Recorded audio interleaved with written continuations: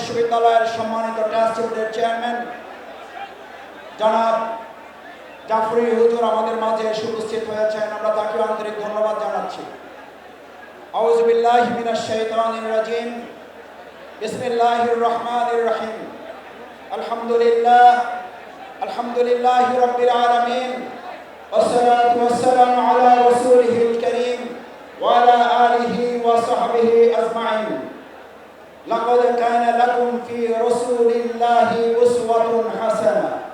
صدق الله العظيم وصدق رسوله النبي الكريم ونحن على ذلك من الشاهدين الشاكرين.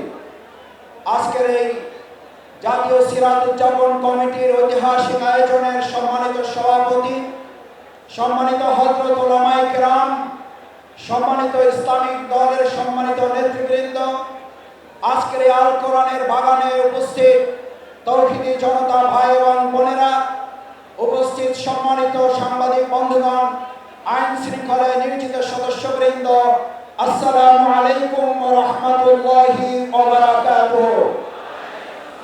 সম্মানিত তৌহিদি জনতা, আজকের এই সিরাতুন নবী সাল্লাল্লাহু আলাইহি ওয়াসাল্লাম উদযাপন কমিটির মঞ্চের দিকে তাকালে আমাদের প্রথম হৃদয়টা হাহাকার করে ওঠে, যার জন্য আমরা তার জন্য আল্লাহ তাআলার কাছে দোয়া করি, আল্লাহ তাআলার দরবারে জান্নাতুল ফিরদাউস কামনা করি। আমাদের কোরআনের পাখি, কোরআনের তাফসীরকারক হযরত মাওলানা দেলোয়ার হোসেন সাঈদী রাহিমাহুল্লাহ, আল্লাহ সুবহানাহু ওয়া তাআলা তাকে জান্নাতুল ফিরদাউসের জন্য কবুল করুন। একই সাথে আজকের এই ঐতিহাসিক সিরাত মাহফিল থেকে আমরা বর্তমান অন্তর্বর্তীকালীন সরকারের কাছে প্রথমেই আহ্বান জানাতে চাই, এই সিরাত মাহফিলের ধারা যার মাধ্যমে তৈরি হয়েছে, আর এই সিরাতের মাধ্যমে অন্যায় দুঃশাসনের কবর রচনা করার জন্য যে ঐতিহাসিক রাস্তা তৈরি হয়েছিল, সেই রাস্তা বন্ধ করার জন্য ফ্যাসিস্ট খুনি হাসিনা সরকারের তৎকালীন প্রশাসনের যারা জড়িত, হাসপাতালে নিয়ে এসে চিকিৎসায় অবহেলা করার সাথে যারা জড়িত, অবিলম্বে তাদের গ্রেফতার করে আইনের আওতায় নিয়ে এসে ফাঁসি কার্যকর করতে হবে। সম্মানিত ভাই এবং বন্ধুগণ, আজকের ঐতিহাসিক সিরাত মাহফিলের প্রথম আহ্বান হচ্ছে, যদি সিরাতের মাধ্যমে দেশ পরিচালিত হয়, এমন এক ঐতিহাসিক প্রেক্ষাপটে আজকের এই মাহফিল, যখন রাষ্ট্র মেরামতের কাজ চলছে, আমরা অন্তর্বর্তীকালীন সরকারের কাছে উদাত্ত আহ্বান জানাতে চাই, মানুষের তৈরি করা তন্ত্র মন্ত্র কোনো মতবাদ দিয়ে রাষ্ট্র সংস্কার করে উই ওয়ান্ট জাস্টিসের অধিকার আদায় করা যাবে না। রাষ্ট্র মেরামতের সাথে এই সিরাতকে সংযুক্ত করে এদেশের 18 কোটি মানুষের দাবি আদায়কে সহজ করে দিতে হবে। যদি সিরাতকে সামনে রাখা হয়, তাহলে হযরত ওমরের মতো ব্যবসায়ী তৈরি হবে, আর না হলে সালমান এফ রহমান তৈরি হবে। সিরাতকে সামনে রাখলে হযরত ফাতেমা খাদিজা রাদিয়াল্লাহু তাআলা আনহা তৈরি হবে, আর না হলে পলাতক শেখ হাসিনা তৈরি হবে। বাংলাদেশের মানুষ সিরাতের মাধ্যমে সেই সোনালী যুগে ফিরে যেতে চায়।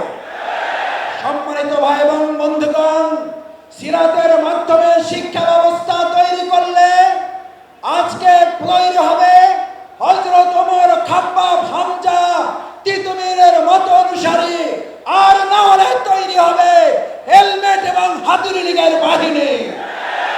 আর জানতে চাই, এই তৌহিদি জনতা হাতুড়ি লীগের হেলমেট চায় নাকি তিতুমীরের বাহিনী চায়?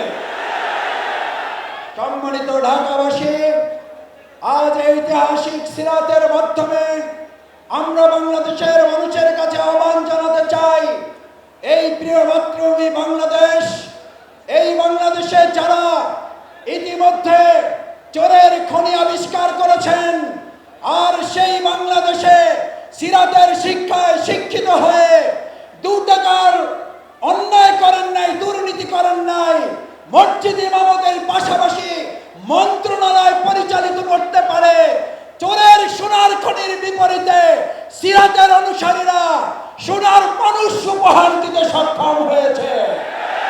আপনারা এই দেশের মানুষকে দিয়েছেন চোরের খনি, আমরা দিয়েছি সোনার মানুষ।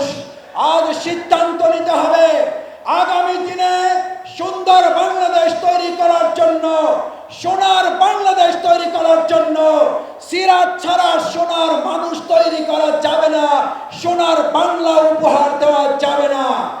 আজ যদি 2 টাকার দুর্নীতি না করার চ্যালেঞ্জ এখনো নিতে কেউ না পারে, আজ এই জনগণের কাছে লাখো হাজারো মা বোন ভাইদের কাছে জানতে চাই, আজকে সিরাতের মাধ্যমে সোনার মানুষ তৈরি করে সোনার বাংলা তৈরির আগামী দিনের সকল উদ্যোগের সাথে আমরা কি একতাবদ্ধ হয়ে কাজ করতে রাজি আছে?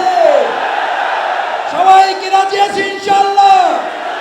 সম্মানিত ভাই এবং বন্ধুগণ, আসুন আজকের ঐতিহাসিক সিরাত মাহফিল থেকে আগামী দিনের দুর্নীতি চাঁদাবাজ মুক্ত, বিশেষ করে এখনো ফ্যাসিস্ট হাসিনা সরকারের দোসর যারা বিভিন্ন জায়গায় লুকিয়ে থেকে মৌলবাদের স্বপ্ন দেখেন, মৌলবাদের নাম দিয়ে যারা আমাদের ওলামায়ে কেরাম ইসলামপন্থী জনতার আন্দোলনকে কটাক্ষ করেন, হুঁশিয়ার না হলে 2024 সালের 5 আগস্ট একটা নয় বারবার আসবে, বারবার আন্দোলন দাঁড় করানো হবে।